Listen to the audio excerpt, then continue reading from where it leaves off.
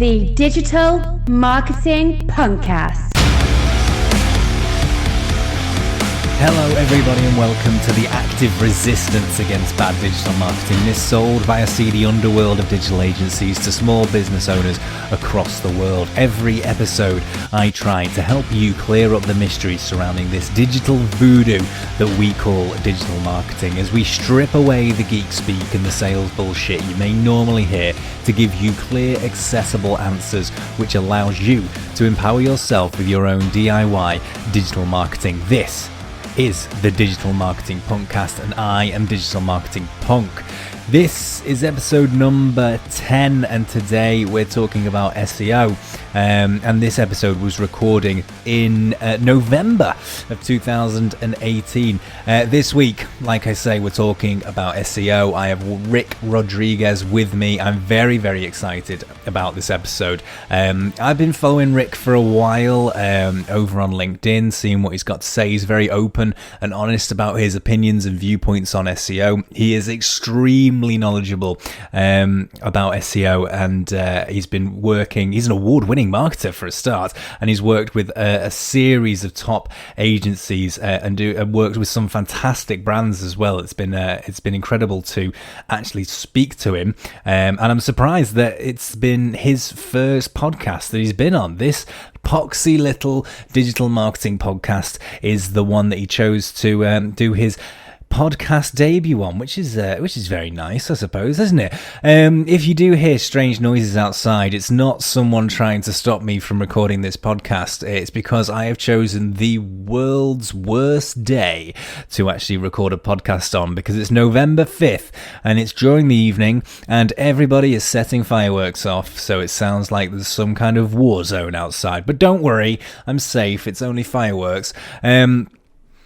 Okay, so SEO, really important episode this. In fact, it's like one of the 4 pillar episodes that needs to be covered. SEO is really, really important, and for me, it's one of the basis foundations of digital marketing. And I know a lot of people disagree with me when I say this, but when people mention digital marketing or talk about digital marketing, the first thing I always think of is SEO, because it's that foundation, like I say, which you can then build everything off. Some people may think of Twitter, they may think of Facebook, and they may think of paid advertising and stuff like that, and they're all part of digital marketing. But for me, one of the core aspects is SEO, and is sort of built into everything that's done regarding digital marketing. So there's my viewpoint. Whether you agree with it or not is completely up to you.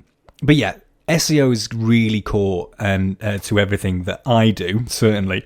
And when you are building a digital marketing campaign, that first layer is usually SEO, because if you are not findable, if that's even a word, if you're not findable on the web, then what's the point? And one of the things that people forget most of the time is the core difference between all those things that I mentioned before: Facebook, Twitter, video marketing, on YouTube or whatever.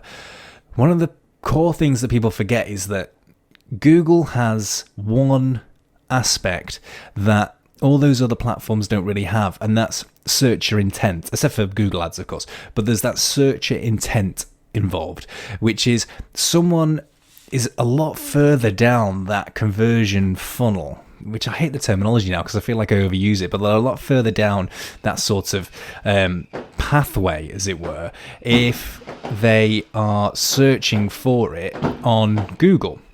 If someone's actually taken the time and effort to look for a particular service on Google, then they must have a want, they must have a need for that. And it's one of the things that really annoys me is that I do a lot of I'm part of many sort of networking groups, certainly online and on Facebook, and small businesses that all come together and support each other and help each other and talk through issues and problems and everything else, which is all fantastic. And usually the conversation goes, when they're talking about digital marketing, it always steers down one pathway. That's Facebook, social media organically, or paid social media ads, Facebook and Instagram ads, etc.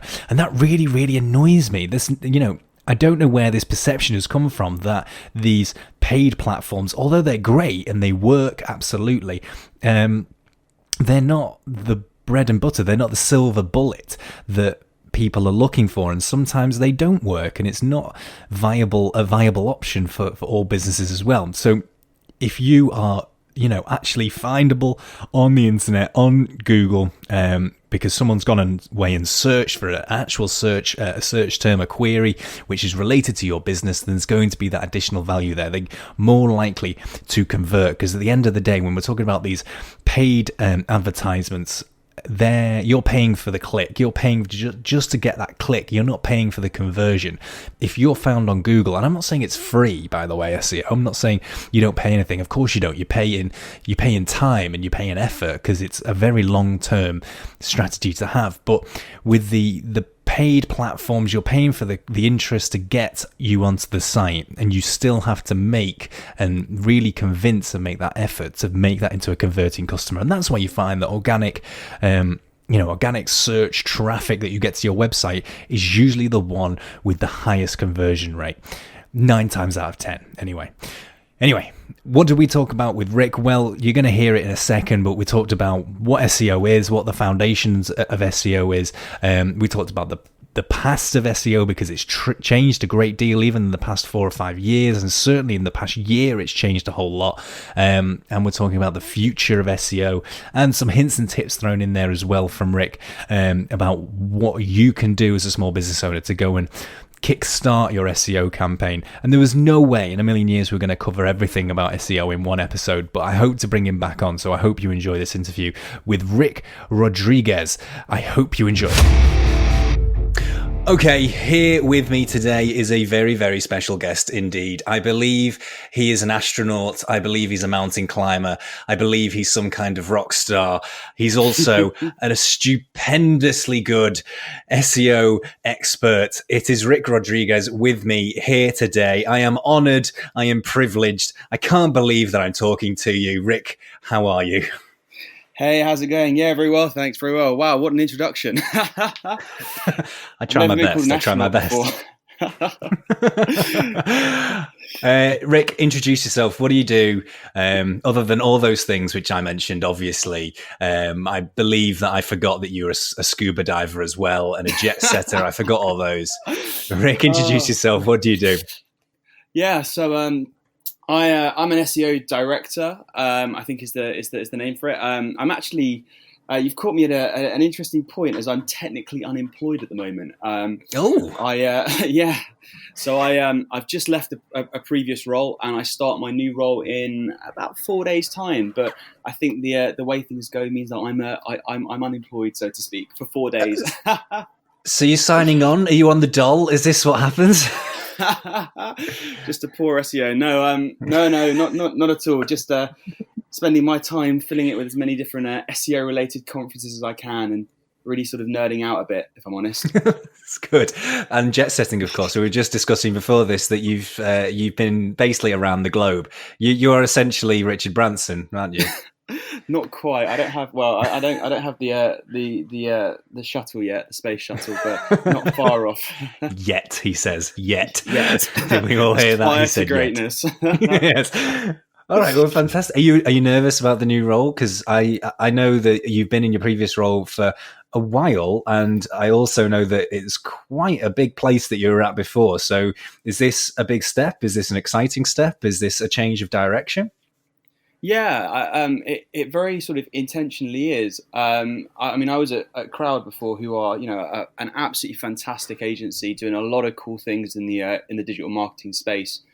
But I was working with a client for a very long period of time, really good client, very much enjoyed working with them. But I guess I just got to the point after a certain amount of time where I needed a bit of a change and a sort of a new set of challenges. And where I'm going to now, it's a totally different organization, totally different setup, and the clients I'll have an opportunity to work with are a different industry and sort of, dare I say, the polar opposite, which is kind of intentionally the case. But yeah, really, really excited to get started with the new role. Fantastic. So you have an excellent, or rather had an excellent title, and suppose will have an excellent title. Crikey, these tenses are going to get difficult. But you are SEO director. Which what does an SEO director do? Yeah, so I'm going to continue to be an SEO director. So there's good. That makes it easier. It makes life a lot easier. Yeah. So yeah, an SEO director is very much the kind of key point person in the SEO team, and as much as they're responsible for overseeing and kind of setting the tone of the account from a very senior level, bringing forward new ideas to clients, and developing the team beneath you to really kind of one, be passionate and to know as much as they can about SEO. Two, to be tooled up with the most sort of up-to-date thinking and ways of working, and then to kind of help them translate that to your clients. Mm-hmm. If that makes sense. Not a lot then. Not much. No, not much not there. At all. No, it doesn't sound like it. It sounds like a holiday. It sounds like a holiday. Yeah. So you're not an SEO monkey. Let's be honest. You're not a mule. It's certainly. I mean, I believe you could probably write your own job title. You could be SEO commissioner if you wish to. SEO Lord and Savior.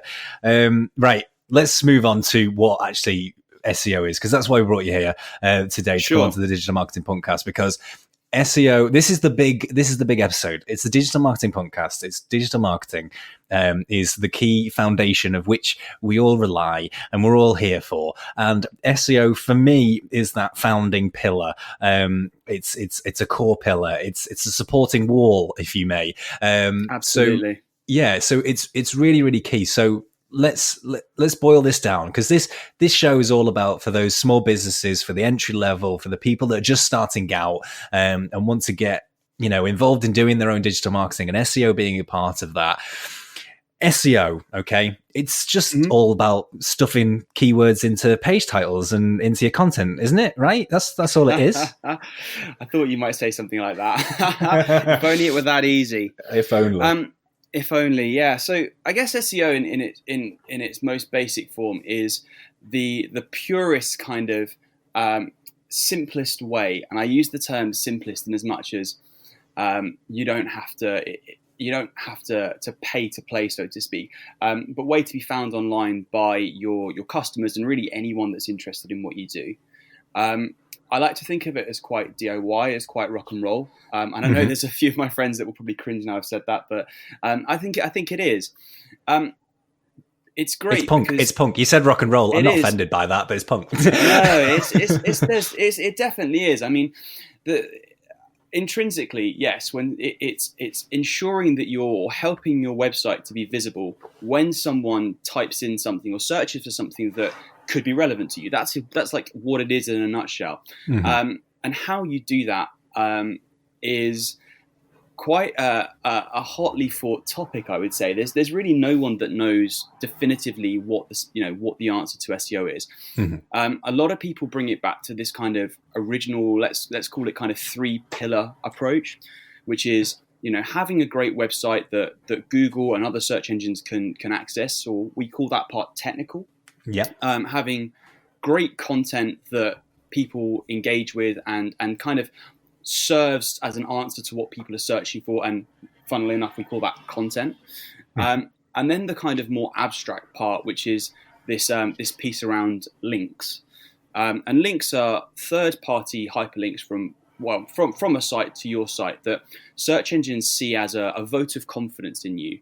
And it used to be back in sort of 10, 15 years ago that the more links you had, the more kind of, or the better that search engines trusted you. Unfortunately, that whole kind of way of working was gamed a little bit. People started buying links, and it stopped becoming this kind of hallmark of trust that it once was. So search engines introduced, and Google really led the way on this, a kind of a metric of quality. So not only were your links a vote of confidence in having them, but actually they could be a positive vote or a negative vote. So I guess not a vote of unconfidence, inconfidence, depending on what you had. So that's kind of the fundamental basis of where SEO comes from. It's doing things that satisfy one or all of those pillars. Sorry, it's really interesting that you mentioned. Obviously, you're talking about those 3 pillars. They are 3 pillars which have essentially remained and have been always kind of been, they've grown, they've moved, they've maneuvered, but they've always kind of been there within SEO in theory.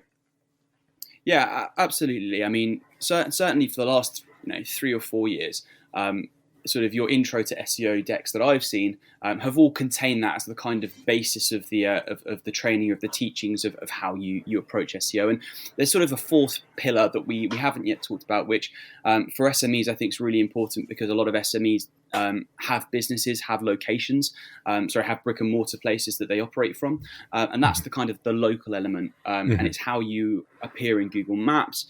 It has a slightly different algorithm that kind of is used to determine the results, which essentially boils down to, is your information accurate across all of the different places it can be found? Is it reliable, and can search engines trust it? And then, are you actually local to the person searching for you? If you're in Manchester, you're not going to be visible for someone searching for offices or for things in London. That's a bit of a stretch. Even the best SEOs in the world can't do that. We wish we could. We wish we could.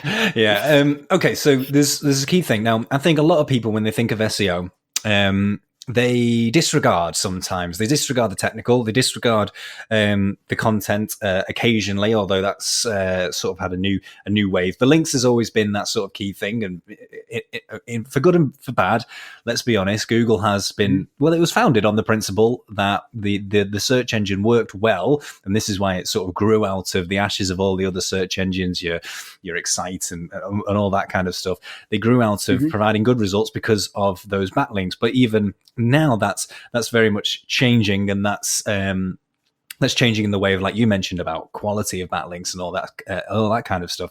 So what is it that you hate the most, probably, is about the current perception of SEO? Because, like I say, the perception is something which is kind of a fundamental issue and problem, I feel, about SEO at the moment. The perception of it can be quite seedy. You mentioned before, no one really knows what the situation is about the algorithm. I always mention it as being, some people think of it as a bit digital voodoo. So what do you hate the most about the current perception of SEO at the moment? Or what do you like about the perception of SEO at the moment? So I think SEO is in a very kind of transient state at the moment. We are, as SEOs, and the way or the things that we do within the umbrella of SEO are changing very, very quickly. And we talk about, and you mentioned the sort of the seedy kind of negative side of SEO. I guess that's the part that I kind of excites me the least, let's say, and that's because actually what we consider seedy now, let's say, let's call out a tactic like buying links from a place in bulk. Those tactics weren't seedy 5, 6, 7 years ago. Pre-2012, those were the way of doing things, and that was a perfectly accepted and sort of white hat way to do things. I mean, well, probably not white hat, but you get where I'm going with this. Yes. But SEO has moved on rapidly, and I would say that there's those that sort of continue to see SEO as that kind of seedy industry that hasn't moved on since back in the day, and there's a lot of people that still continue to engage in certain activities, and you know what, that probably will work for them for the short term, but I can't see them giving them that much sort of long-term growth.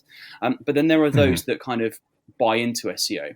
So as I said, to bring it back to the point where we're in this kind of transient stage, 2 or 3 years ago, I think we were still, even though there were those of us within the SEO industry that really kind of believed in the new revolution, believed in the SEO was more about the user and understanding what they're searching for and building great websites that kind of speak to that. 2 years ago, people were sort of less inclined to believe that vision, but now as we get into sort of 2018, we're really starting to see that come to the fore. So, negative. I don't like that there are people that still see SEO as this kind of spammy beast. But positive, there are lots of people that do sort of see it as this customer centric, honourable kind of way of working. So yeah, what you're saying is that rather than looking at it as what would be considered as it's past, and I suppose the CD element is not, like I say, those tactics were white hat, and I should probably explain the terminology there. White hat is sort of, I say it's SEO speak, but it's used in other areas as well. But it's that that idea that it's a good tactic, it's okay to use, Google likes it. There's a terminology of black hat, which is very CD, Google don't like it, but it can get you results, and there's grey hat, which is just in the middle and confuse the fuck out of everybody. But yeah, there's those two pillars, white hat and black hat. Those tactics, those black hat tactics that probably were absolutely fine a couple of years ago. The problem is that those tactics are still being used now, still being used today. It is very short-termism. And the mindset needs to be changed with SEO, is that rather than having those bitter tastes that you had in the past of how you might have been burnt in the past with these old hat, black hat tactics, the actual idea behind SEO is not, and in the name it can be quite misleading, search engine optimization. It does feel a little bit like you're crowbarring things and forcing it and being a little bit, you're trying to break the rules in order to rank higher. The idea behind it is actually SEO in this day and age is about just providing the best possible experience on your website, and you will be, quote unquote, rewarded for that. Yeah, and it's not just being rewarded by the search engine themselves. I mean, search engines are becoming so intelligent now. They're using algorithms that are powered by machine learning, that is constantly crunching numbers and data to provide an absolutely excellent service to their users. And so actually, when you approach SEO, as you say, the name is somewhat it doesn't do it justice. It's not really. We're not optimizing for search engines anymore. The very best SEOs will be optimizing for the user, because search engines act so much like users these days. And as I say, that's a win-win for everyone. Yeah, absolutely. I think you're absolutely right, and that changing of mindset is really, really key, for not just for those within the industry, but for everybody. Business owners or SMEs that are looking to use and utilize SEO or UEO, as I suppose we should be calling it. That idea of changing that mindset is going to be really, really key. It's not the case anymore. The problem, I suppose, is that there's still tactics that still work, and they'll continue to be used, but clients will still be burnt with them and from them. And moving away from that, things hopefully will be better and lighter, and SEO will not be seen in this sort of grey, murky digital voodoo kind of way. And I suppose that's the point. Okay, moving on from that point, the next question I suppose I have for you: are rankings still the metric that you should be using? So what I mean by that, and I should explain for everybody, rankings are, where your website ranks in the search engine results pages for a certain search query. Type in red boots, and if my website comes up third, that's my ranking. I'm third. So is that still the metric anymore? Is that not the metric anymore? Should we be completely disregarding rankings? Is it just old hat to be using rankings as a metric for actual performance? It's quite a tough question, if I'm honest. Thank you. It really is, because Google takes so many different things into account when showing you the results that you see. Whether you believe them or not, there are some great studies out there that show that they take your search history and apply a level of personalization to the results you see. So not only are you seeing the right results for that particular query, but you're seeing tailored results to the things that you're really interested in. They also take things like your location into consideration. If you're looking for, I don't know, restaurants near me, you're going to see a different set of results if you're in London to if you're in Manchester. So actually, where you sit for restaurants near me, depends on where your crawl location is coming from. And that makes using rankings as kind of this performance metric very, very difficult in the way it wasn't previously. I personally, for any sort of reporting metrics, for any ROI type of things, I tend to stick to traffic. If your traffic's going up, and you can attribute that to positive work you've done. And again, attribution in SEO is relatively difficult, but it can be done. If you can attribute that to the work you've been doing, then you're doing something right. Whereas if you see rankings change, they might go up, they might go down. That might just be because the crawler has come in from a different location. It might be that a different user is using it, or actually, you can't guarantee that the ranking, the position that your rank tracker is telling you is actually the same position you're going to see, or your audience are going to see. So it is quite complex. I would say that rankings. Oh, sorry, go on. No, sorry. No. Go carry on. I was gonna ask a new question, but you've got more to say. Yeah, a little bit. I was going to say, just before the sort of rank tracker guys kill me, I actually think the rankings are still useful. I think that they're very much as SEOs, we use them on the micro level. So we used to look at specific keywords and how you're performing for those. In that regard, I don't think they're as useful as they once were. At the macro level, though, looking at categories and looking at sort of average position across categories, using it to understand forecasts, well, look, we're capturing this amount of search potentially at this level. What else could we go? How far could we go? And using that to kind of help prioritize the work that you're doing, i.e., let's say that our boots category isn't performing as well as our trainer category. Well, we know where to focus to generate the best ROI. I think rankings can be really important there as well. So they're not dead. They're not completely sort of unhelpful. In fact, they are quite helpful. But as a kind of acid metric for reporting, I would say traffic's more reliable these days. Yeah, and I think that's a really key point as well, because I know I run into this problem a lot, working from agency to agency, and you find your your biggest competitor is not another website, or it's not another digital agency. Your biggest competitor is your salesman, and the reason I say that is because you have to get your salesman to understand the mindset. You have to get your salesman to understand digital marketing and SEO. And when a salesman goes out and says, "Oh, well, this key phrase has so much traffic," we can see that from the keyword data. We need to get to page one of this, and you're thinking, okay, well, it has this much traffic, but then you've got to take in, like you mentioned, personalized search and everything like that. You have to then boil that down into the processes within the business and say, well, you should really be just talking with the client about the traffic that is there. Is the traffic improving? Because I can make these numbers go up and down in terms of rankings, but they might not mean exactly what you think that they mean. And that's the problem now with the many numerous nuances with personalized search and localized search that you were talking about there.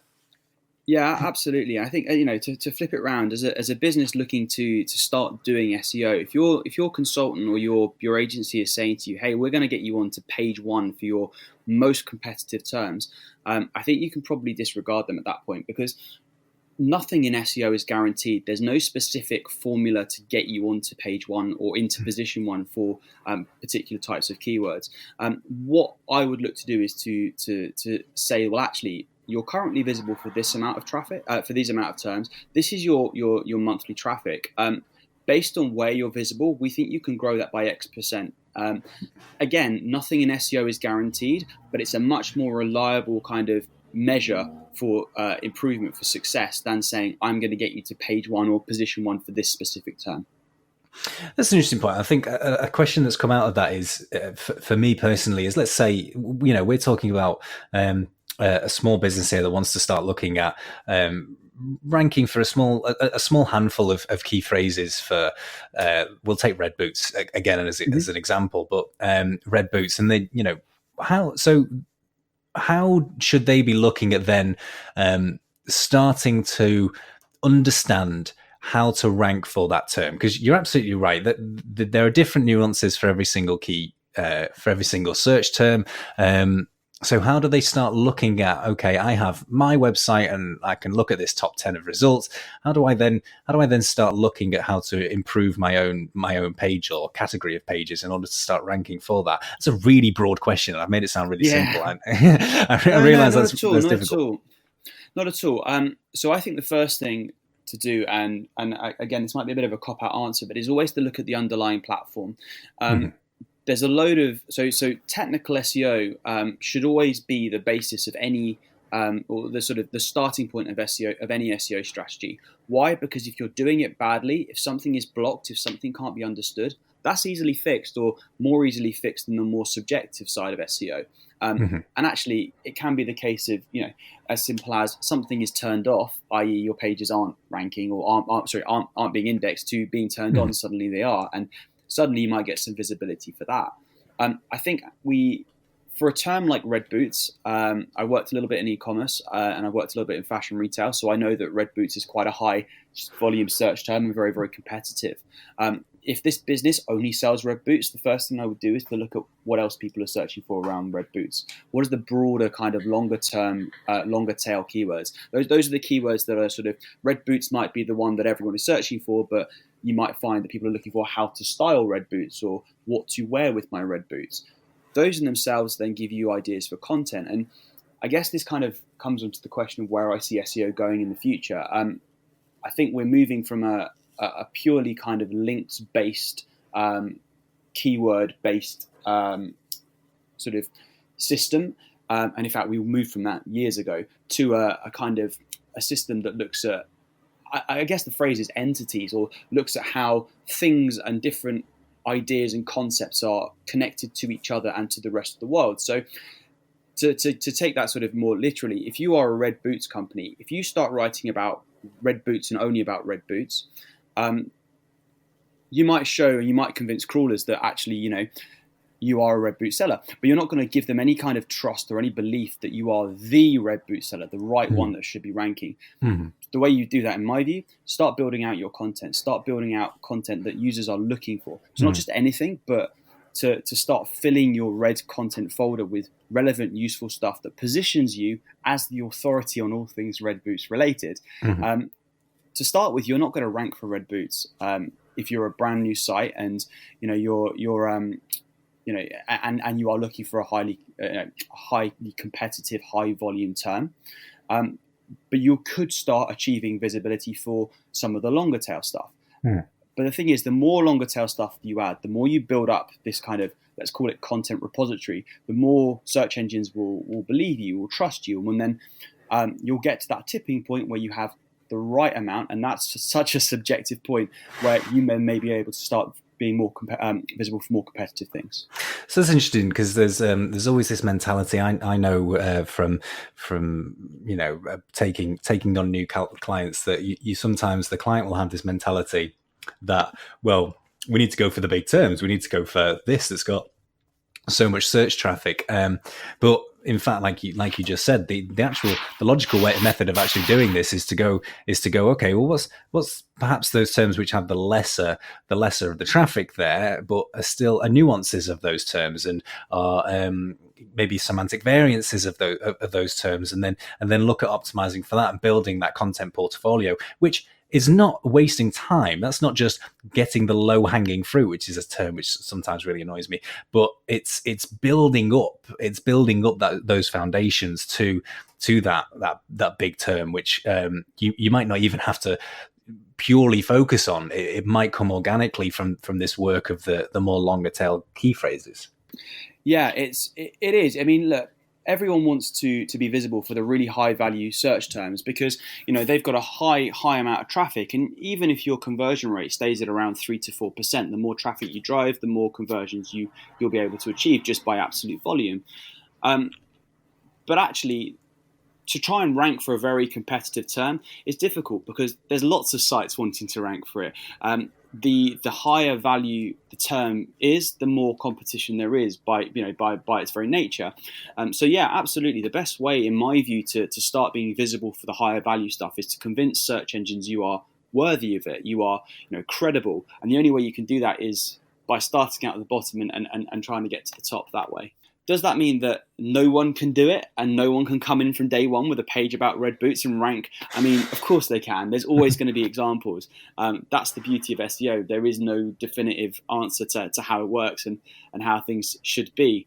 But it's a good strategy to follow, and it's one that I've seen work to quite a lot of success.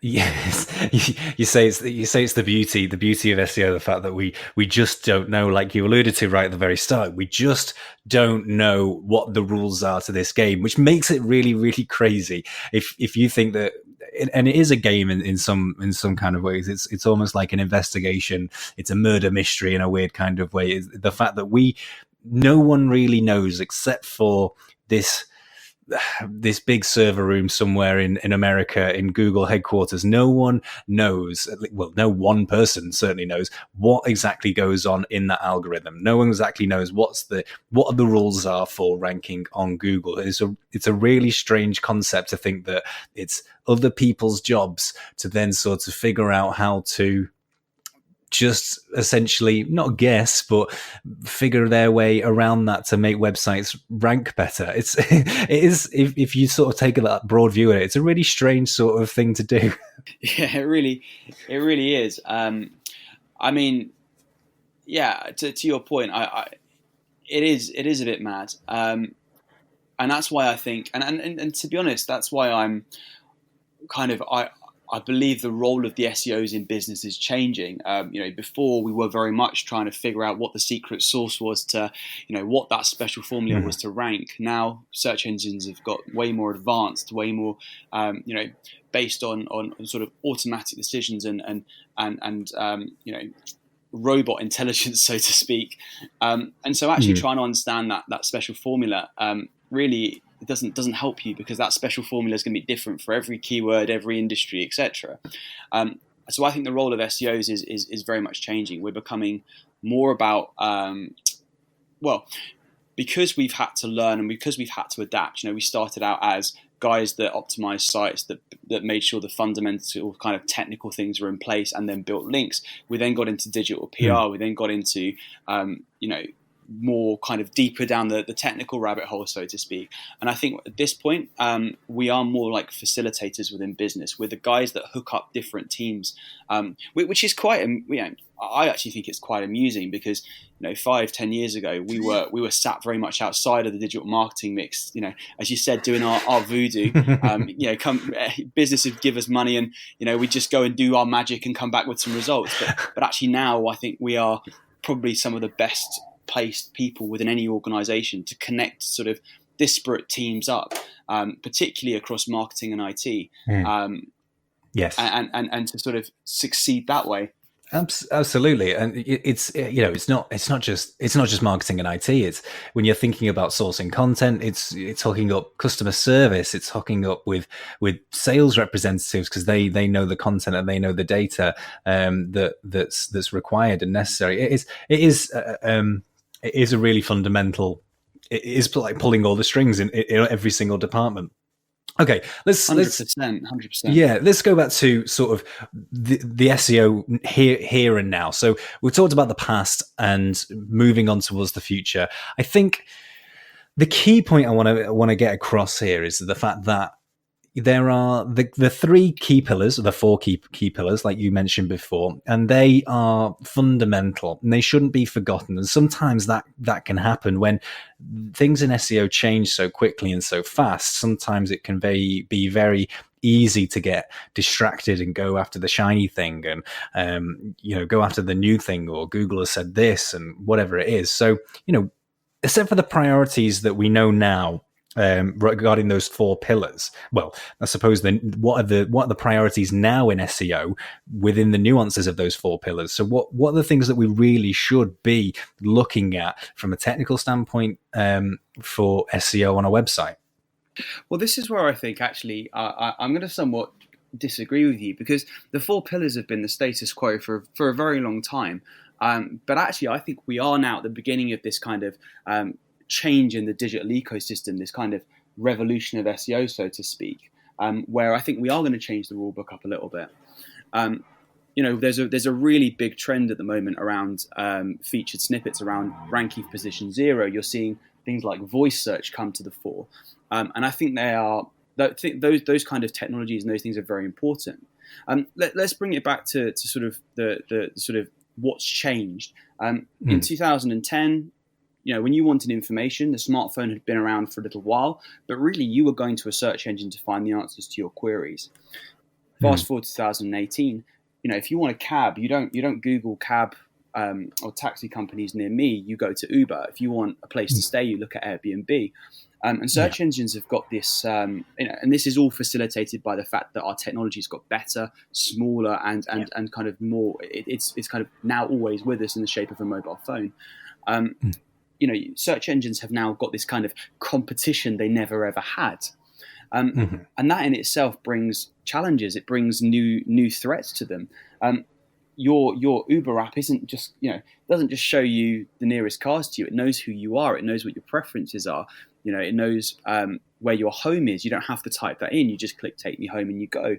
And that's a service that search engines have struggled to provide. That's why we're seeing this personalization come in to the point where, users are they I don't want to say they're getting lazy, but they kind of are. We don't want to have to search 10 different websites for an answer if we can get it immediately. Absolutely. If we can ask a voice device, what is the answer to X? We will do. I actually don't think voice is this. I believe it's important. I believe it's growing, but I don't think it's going to be this big trend that everyone says it is. However, I think the underlying tech that powers voice, the structuring of information, the creating of kind of solid information architecture, i.e., making sure that your website, or actually, let's just take a website out of it, make sure that the information you put online is presented in a way that's logical and that these data feeds can understand. I think that's going to become, already has become important and will become even more important in the future. I think the company Yext call it digital knowledge management, but we can see the output of it in a lot of different touch points in SEO.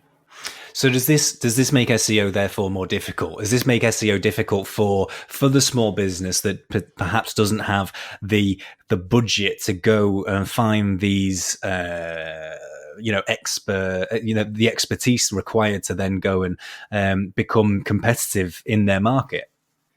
Well, I mean, you said we SEOs need something to do with our day, right? Yeah. I actually think it's the opposite. I really do. I think for the first time, you really don't need the massive marketing budgets to compete.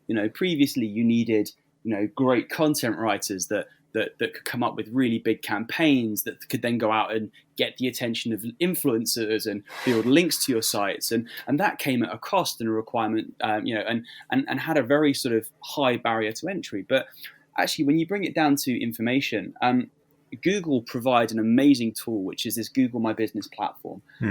As a small business, you can set up a website. You can provide Google directly with information about you, and not just your business information, your opening hours, your name, your address, your phone number. But more, they're adding more and more features every day. I wouldn't be surprised if very soon you're able to transact through Google My Business.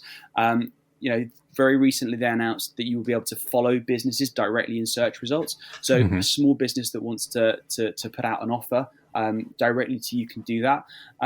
So I think if anything, it's the changes are there to support small businesses and to remove that barrier to entry that might have once existed. And I think it's fantastic. I'm a really big fan of Google My Business. Yeah, and it's one of those things, isn't it, which is almost often forgotten, or it's a side thought. Google My Business, because they already have it and they forget about it, don't optimize it, don't work on it, and certainly in the last even in the last 6 months, it's changed dramatically. Be able to write posts on it and keep, it's almost like a social media for your business now. Its own little channel that will go onto search results for branded terms, and being able to do those posts. It now adds descriptions. You can list your services. It's a really powerful tool now. Yeah, it really is. And remember, it can be visible in search, and this is the bit that I think people forget because they associate it primarily with maps results. Yeah, okay. You, as a brick and mortar business, you do need to be a brick and mortar business in its current sort of format to utilize it, or at least have an office. This is the thing. If you're a business that serves clients, that people come and see you, even if you're not a shop, for example. That's what we tend to associate with kind of or a restaurant, a commercial property, you can still be involved. You can still claim a listing, and that would probably be, if you're a small business, my number one piece of advice is, if you haven't already claimed your Google My Business listing, absolutely do complete the information and keep it up to date, because I think that there's a lot of great changes coming to that platform, a lot of new features that they're only going to make it better. Yes, and hopefully it doesn't go down the same line as Google Plus, but I doubt it will. Well, I doubt it will. Well, it's very interesting. I was actually reading.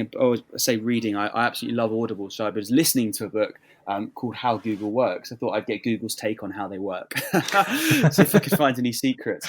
And they talk about, that they don't really have a culture of failure. It was a case of, if something doesn't work out, they lift the things that were great from it and put it into something else. And I actually think what we've seen from the demise of Google, from Google Plus, they've taken elements of that and already kind of put the stuff that really worked into Google My Business. And I think, the ability to follow and to have a Discover feed integrated into the main kind of search experience, is a fantastic example of how they do that. So yeah, Google Plus might be dead. I'm going to say I'm not going to miss it too much. I never really used it. No. But I think the best parts of Google Plus will live on, however that might be. It's also really interesting to see Google, certainly in Google I/O last year, their sort of annual conference, where they don't talk just about their Pixel phones. They actually talk about cool stuff which they're doing. Yeah. It was really interesting to see their developments with the Maps platform as well, and how that's, again, they're really trying to intertwine that with not only their artificial intelligence, but the Google Maps and the Google My Business platform and things like that. That was really interesting to see as well, just that further development. How much, and I'm going to really put you on the spot now, how much of an impact do you see this AI Google Assistant? Obviously, we know about machine learning taking up a lot of the Google algorithm now in terms of its feeding. I believe the last figure I read was like 30% of search queries and feeding them into machine learning and churning up results from that. How much do you see that impact changing how SEO functions and works moving forward? See, I think that's the kind of the fundamental point. I think, people are getting information, and Google Assistant is just one example. People are going to Amazon's Echo, they're going to to Alexa, to Siri. Siri's going to get better, by the way. There's no way Apple can leave Siri being as bad as it is right now. Do you think? Honestly, I've got an Echo device. I've got Apple everything, and I've got to say, I can have the startings of a decent conversation with my Alexa device. I can't talk to Siri very, very well. Siri gets my name wrong. It's that bad, right? They can't leave it like that for so long. I'm sure we'll see something happen soon, but I think it is going to be fundamentally important. I take it back to this kind of point around digital knowledge management and how you structure your information. This information comes from somewhere, whether it's scraped off the web and collected, or whether it's passed through a third-party platform. It's got to come from somewhere, and I think for SEOs, that's where the future lies. Mm-hmm. Yeah, we'll need to create technically sound websites that allow sort of crawlers to pick up this information, and we'll need to create websites that structure the information correctly. So there's a lot of work being done at the moment. A lot of people talking about schema markup or structured data. Mm-hmm. All that is really, if we take it back to its fundamental points, is tagging up bits of the code to tell data feeds specifically, and search engines are of course data feeds. Yes. What this bit of text or what this bit of code actually means in terms of the world. So it might be your telephone number that you tag up with telephone number markup, and that's just telling Google, if someone wants to call my business, that's the number to use, or telling Alexa devices, etc. Content, of course, is going to be important because content has information in it, and information can be used to power this thing. This is where maybe I'm going to be a little bit more radical, but I think links don't really have as much of a place in the world of information as they once did. Mm-hmm. I think links were a really good way of understanding how important or how trustworthy a site was based on kind of third party, votes of confidence. Intrinsically, that's what they were, which is I, as a site, say this site is good, and if enough people say it's good, then it must be. But as Google and as Bing and as search engines, and not just search engines, all of these kind of data feeds get more and more intelligent, they're going to understand the concept of someone being an authority on a topic just from the content and the information they can provide, not just from other people saying so. So yeah, I think assistance and all of these kind of things are going to be really fundamental to how we do SEO in the future, and are going to change what we do massively. I think you make a really good point there. In the time in a time before machine learning and computers having the ability to do that, links were a very good way of being able to establish quality, a quality of a piece of content. Now that we don't require that, or Google don't require that, it makes it a little less redundant. It makes links a little bit more redundant. Let's be honest, we never really saw the integration of social metrics or social engagement as much into the algorithm in inverted commas as we thought we might do 5 years ago or 6 years ago.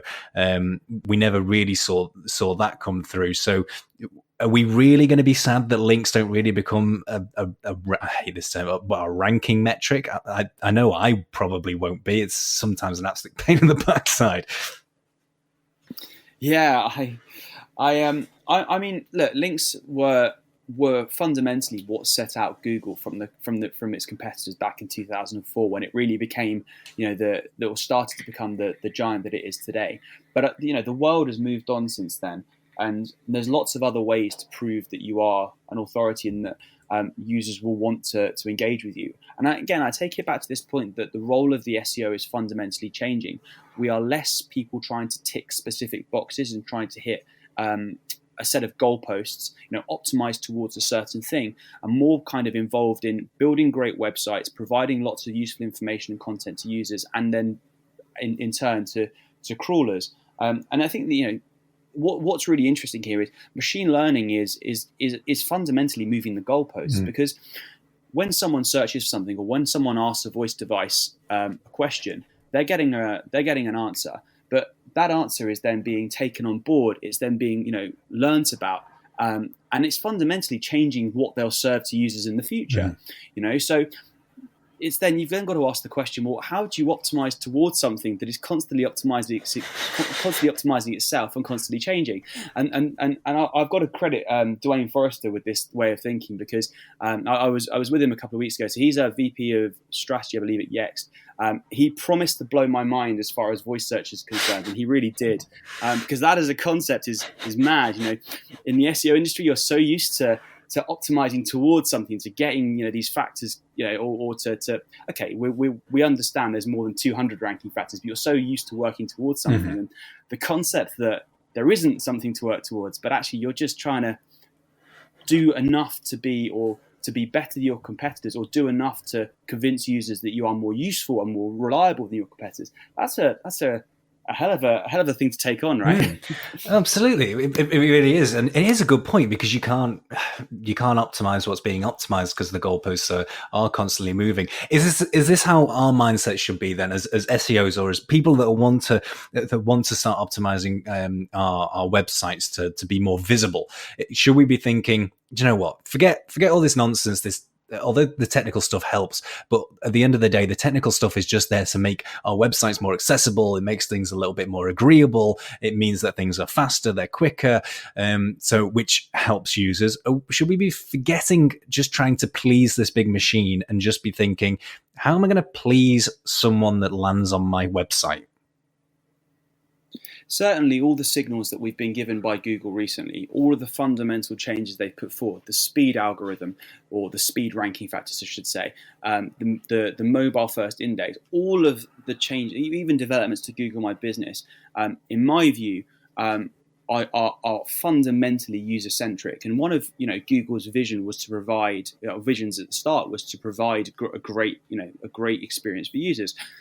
They are, in my view, doubling down on that. And so yeah, you know what? You probably can still do things that worked previously. You probably can still go out and build a load of links. You can build lots and lots of content to capture every single possible permutation of keywords that you might have. But the longevity of that tactic, and we talk a lot about sustainability in SEO. We aren't just, for a long time, we've been looking at improving our tactics, not just to be important now, but to be important in the future, which for a business which is constantly changing, that's quite a challenge. I think from a sustainability point of view, you're never going to go wrong if you are fundamentally doing things that work for your users first. That's always been Google's mission. And if anything, pleasing your users cannot be a bad thing, regardless of what happens with your search rankings or with your visibility. The difference now is Google is really empowering webmasters and businesses to reap the benefits of doing that in ways it never did before. Absolutely. At least in my view. Absolutely. No, I think you're absolutely right. And, half of my battle on a day-to-day basis now is trying to educate, the salespeople that work above me, trying to educate clients and trying to educate small business owners that is the mindset that you should be having. Is if you appease a user and you're making your user your focal point for everything that you do, then you're not just trying to help yourself in terms of your traffic and in terms of SEO and ranking better. You're helping your user as well. At the end of the day, they're the ones that are going to convert. They're going to call you. They're going to create leads. They're going to buy product.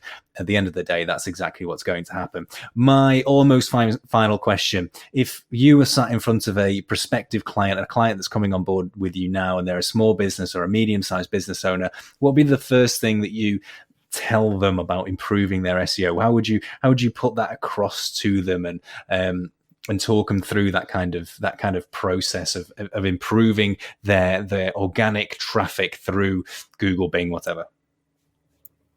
Sure. So I think the first thing is to reiterate the point that there are no guarantees in SEO. Obviously, what we're doing is there to improve our clients' performance, but we're not going to turn around and say, or I'm certainly not going to turn around and say, look, tomorrow you're going to rank in position 1 for your highest value term, because actually, as we've already talked about, that's quite a subjective thing. Understanding what position 1 is in itself quite subjective. Technical is still important. Doing things that allow crawlers to access your site is really important. Structuring your information in a way that helps data feeds understand it, again, is really important.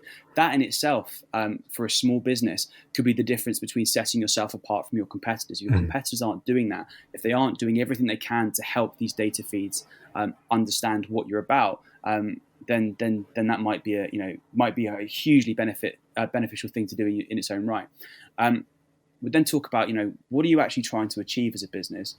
Are you trying to achieve people coming in store? If so, have you got a Google My Business listing? Are you on all of the kind of major third-party sites like Yelp, like TripAdvisor, etc.? Because if you're not, hey, these data feeds are getting information from somewhere. Yeah. They're not just getting it from Google and from websites. They're getting it from everywhere on the web, and it's important that you are. If you're not, if you're trying to, get signups, you're trying to get conversions. What does your website say about what you do? How do you position yourself? What sort of content do you have? Are you an authority? Are you talking about what you're doing, extensively and in a way that provides genuine value? There's a real difference between writing lots of content and writing lots of good content. Yes. Lots of content is taking any keyword that you think is relevant and trying to have a page for it. You can do that. Probably not going to help you too well, because that content isn't going to serve a purpose. You're just going to have a lot of dead space there, really.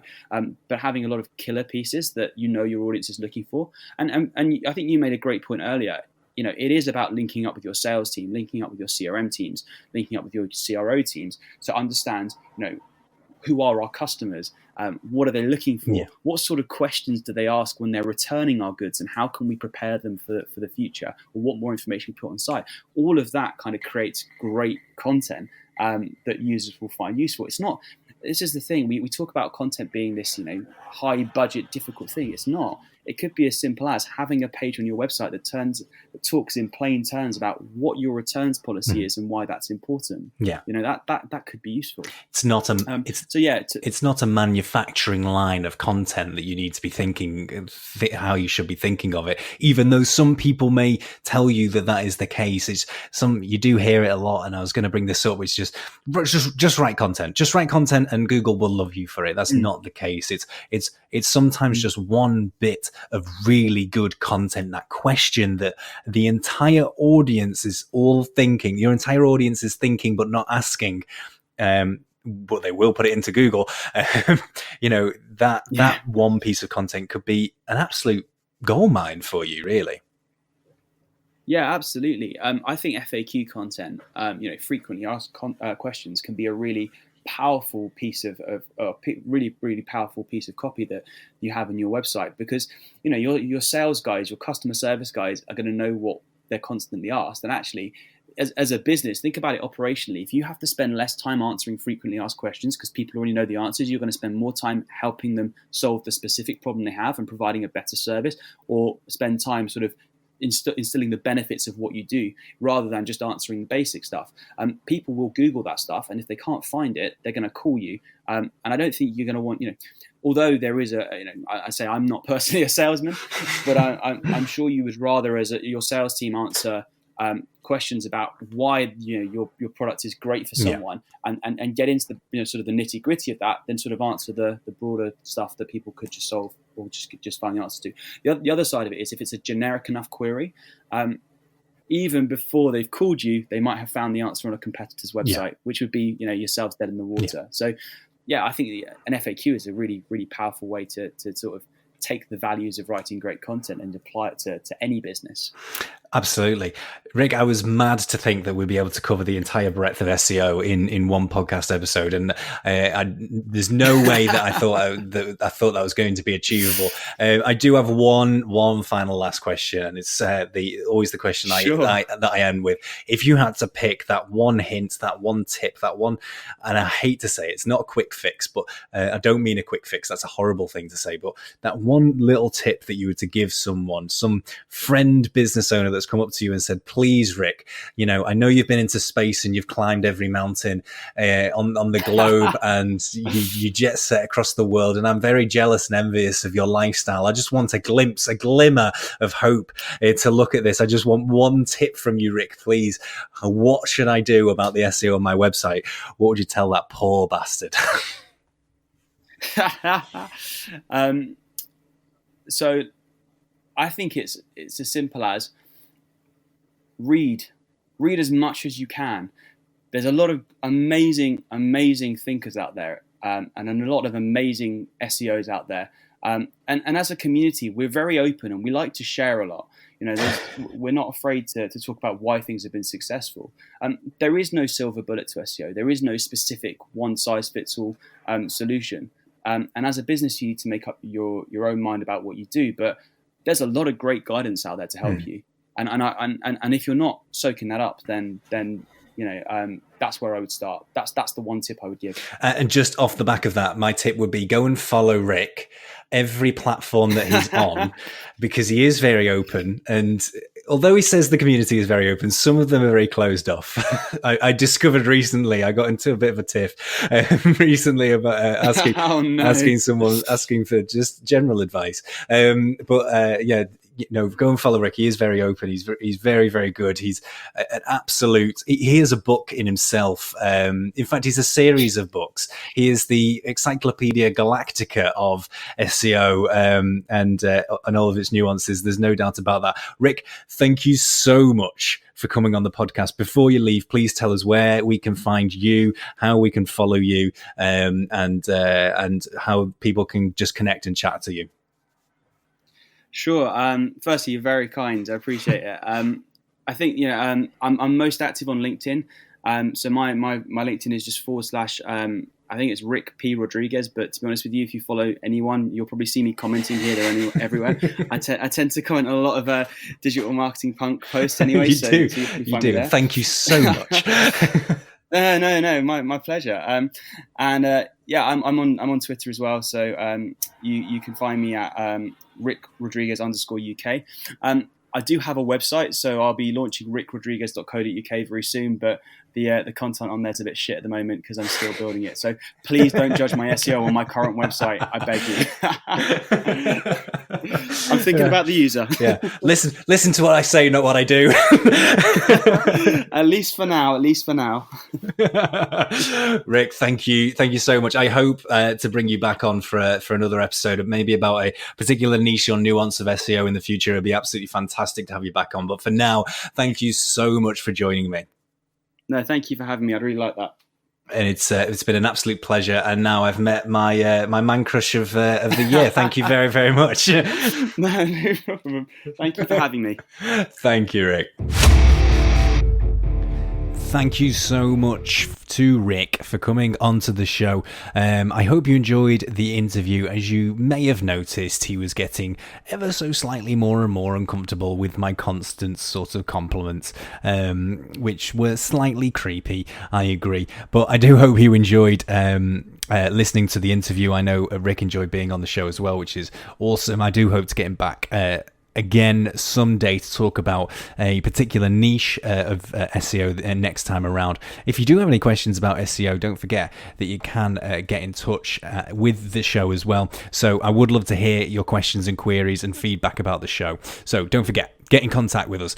You can email us digitalmarketingpunk.co.uk. You can also connect with me all across social media. You can find me at facebook.com/digitalmarketingpunk or on Twitter with @punk_digital. Also on Instagram @digitalmarketingpunk, or connect with me on LinkedIn. Just search for Digital Marketing Punk and you'll see my beautiful mug appear in front of your very eyes. You couldn't ask for any more than that, could you? It would also be great if you haven't already done so to subscribe to the Digital Marketing Punkcast. And if you do really like the show, help me out and show your appreciation by giving us a 5-star review on iTunes. That'd be awesome. I hope you will join me on the next episode of the Digital Marketing Punkcast. I can't wait for it already.